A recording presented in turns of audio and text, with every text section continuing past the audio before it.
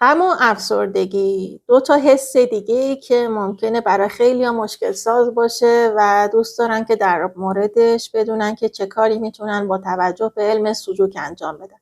اگر شما هم علاقه‌مند هستین بدونید چیکار باید بکنین برای غم و افسردگی، این ویدیو رو از دست ندین و با من همراه باشین.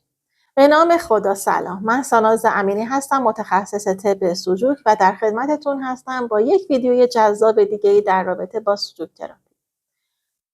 معمولا میگن خانه غم ریه است. این یکی از شعارهایی هستش که توی سلوک خیلی مطرح میشه. کلاً مسئول ایجاد غم و افسردگی ریه هستش، انرژی خشکیه. وقتی که انرژی خشکی در بدن زیاد بشه، شما دچار ناراحتی و غم و افسردگی و غصه خوردن میشید.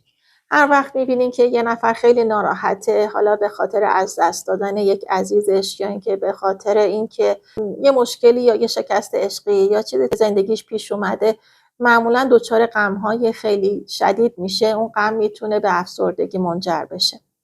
ما نگاهمون به غم و افسردگی یه مقداری نسبت به بقیه احساساتی که قبلا در رابطه با اونها براتون ویدیو ضبط کردم فرق میکنه. درسته که انرژی خشکی ینگش میشه روده بزرگ و یینش میشه ریه، ولی به دلایل زیادی که من حالا توی ویدیوهای بعدی در موردش باهاتون صحبت خواهم کرد، کلاً مشکل غم و افسردگی رو بیشتر به ریه ربطش دادن. اگر شما دقت بکنین توی گریه‌های خیلی شدیدتون ممکنه که تنگی نفس پیدا بکنین. این افرادی که خیلی ناراحتن گریه میکنن به خاطر از دست دادن عزیزشون، مثلا خیلی گریه‌های شدیدی میکنن، معمولا مشکل تنگی نفس پیدا میکنن و اون حق زدنشون به دلیل اینه که تنگی نفس پیدا کردن.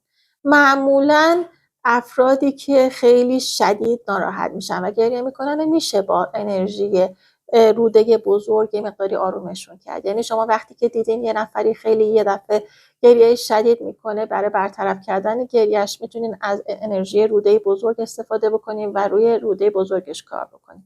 ولی خیلی وقتا کار کردن روی ریه هم الزامیه، به دلیل اینکه غم زیاد بعد از مدتی اگر برطرف نشه تبدیل به افسردگی میشه.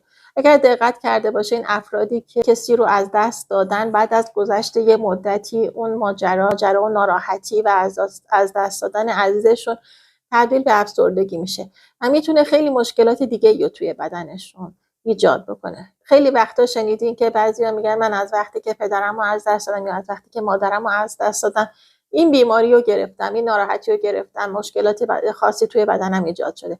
به خاطر اینکه اون غم زیادی که توی بدنشون بوده و باهاش مواجه شدن برطرف نشده و موجب این شده که یک انرژی دیگه ای رو توی بدنش به هم بریزه و اون به هم ریختن اون انرژی ایجاد مریضی خاصی توی بدنش کرده. خیلی وقتا بعضی از مشکلاتی که توی بدن ایجاد میشه رو دکترها به اعصاب ربطش میدن.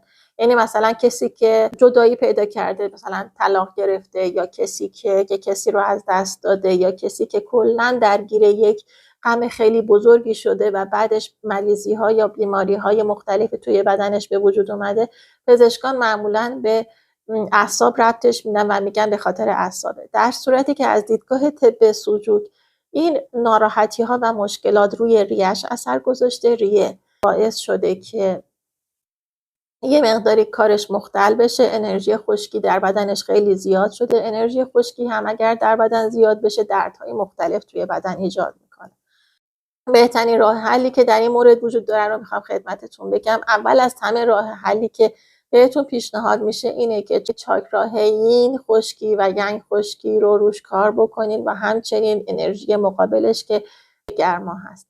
یعنی که روی کف دستتون دو تا نقطه‌ای که رنگ قهوه‌ای داره توی این شکل و نقطه‌ای که رنگ قرمز داره رو هر دوشو به رنگ قرمز کنید، در صورتی که اون ناراحتی و افسردگی شما یه مقداری موندگارتر شده. اما اگر خیلی سریع پیش میاد، یه ناراحتی یا غمی یه روزه پیش میاد و خیلی سریع هم از بین میره، برای اینکه اثرش رو برطرف بکنین توی پشت دستتون این کار رو انجام بدید. نقطه قهوه‌ای و نقطه قرمز رو رنگش رو قرمز بکنین تا این مشکل براتون برطرف بشه. حالا چند تا راه حل خیلی جالب تری رو میخوام خدمتتون بگم که حتما تا قبل از این که این مطلب رو بهتون بگم ویدیو رو لایک کنین، برام کامنت بذارین برای انرژی دادن به من، و همین که اگر تا حالا سابسکرایب نکردین سابسکرایب بکنین که ویدیوهای بعدی منو از دست ندین و بتونین تمام ویدیوهای کانال منو ببینین. کار دیگه که میتونین انجام بدین و خیلی جالبه و خیلی ها نتیجه گرفتن ازش اینه که با یک ماژیک قرمز روی انطباق ریه‌تون به این ترتیب که من الان اینجا میکشم، 2 تا چشم و یک دهن، به این حالت روی انطباق ریه بکشید. این حالت رو روی انطباق ریه بکشیم باعث میشه که اون ناراحتی یا اون غمی که دارین خیلی راحت برطرف بشه. یک راه دیگه اینه که انطباق ریه‌تون رو کلا رنگ قرمز بکنین. انطباق ریه رو که رنگ قرمز بکنین انرژی خشکی رو توی ریه‌تون برطرف میکنه. انطباق ریه این قسمت هستش، یعنی همین جایی که الان من این علامت رو کشیدم همینجا میشه انطباق ریه. این انطباق رو رنگ قرمز بکنین توی این قسمت رو.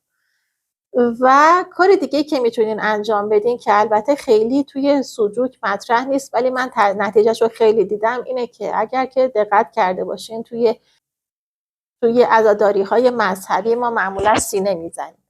وقتی که شما سینه میزنین یعنی که دارین غده تیموستون رو تحریک میکنین. وقتی غده تیموس تحریک میشه یک شادی درون بدنتون پخش میشه و این شادی که درون بدنتون پخش میشه جلوگیری میکنه از غم و ناراحتی زیادی که در اثر یه ماجرایی دارید.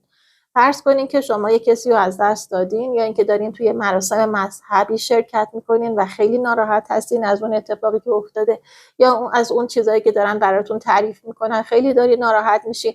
وقتی که ناخودآگاه سینه میزنین دارین غده تیموستون رو تحریک میکنین. غده تیموس که تحریک بشه شادی در بدنتون ایجاد میشه. شادی که در بدنتون ایجاد میشه رنگ قرمز توی مبحث سوجوک تراپی، اون رنگ قرمزی که درون بدنتون، اون شادی که درون بدنتون ایجاد میشه میتونه جلوی اون غم و ناراحتیتون رو بگیره.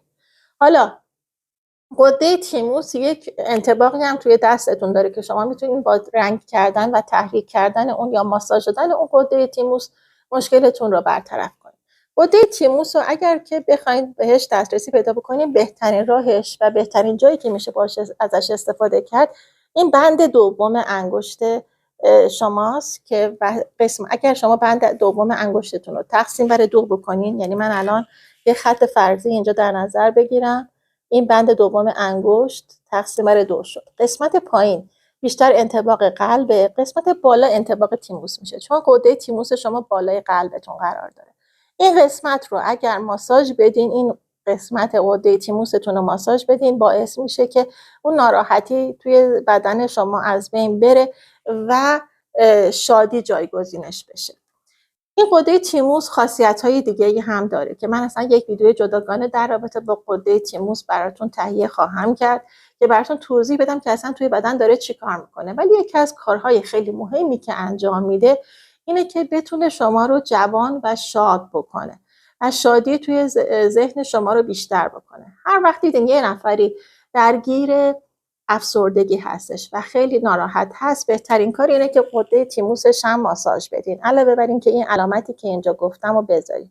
این علامت بیشتر موقعی هستش که شما بعضی روزها یه موقع مثلا از خواب بیدار میشین دلیلش رو نمیدونین که به چه دلیله و همینجوری احساس میکنین که اون روز ناراحتین، زیاد حال و حوصله ندارین، یه مقداری احساس غم میکنین، فکر میکنین که الان مشکلات خیلی زیادی تو زندگیتون هست. این کار رو انجام بدین اون حس کاملا براتون برطرف میشه. کار دیگه‌ای که میتونه خیلی به شما کمک بکنه در رابطه با ناراحتی و وضعیتی که دارین اینه که هر وقت که احساس کردین که ناراحتی‌های زودگذر دارین، یعنی ناراحتی‌هایی که همون لحظه پیش اومده، مثلا فرض کنین رئیستون توی اداره به شما یه چیزی گفته که باعث ناراحتی شما شده یا همسرتون یه حرفی زده، یه کاری کرده که یه ناراحتی زودگذر براتون ایجاد میشه، بهترین کار اینه که تغییر جهت بدین. تغییر جهت به چه صورتی؟ یعنی مثلا الان شما به این سمت نشستین، احساس ناراحتی میکنین، سعی کنین جهتتون رو توی اتاق یا تغییر بدین یا اینکه سعی کنین جاتون رو عوض کنین برین یه جای دیگه بشینین. مطمئن باشین بهتون جواب میده. و هر وقت که احساس کردین که یه مقداری حالتون بهتره و ناراحتیتون کمتر شده، اون موقع توی همون حالت قرار بگیرین یه چند دقیقه‌ای و سعی کنین آرامش بگیرین تا اینکه اون مشکل برطرف بشه.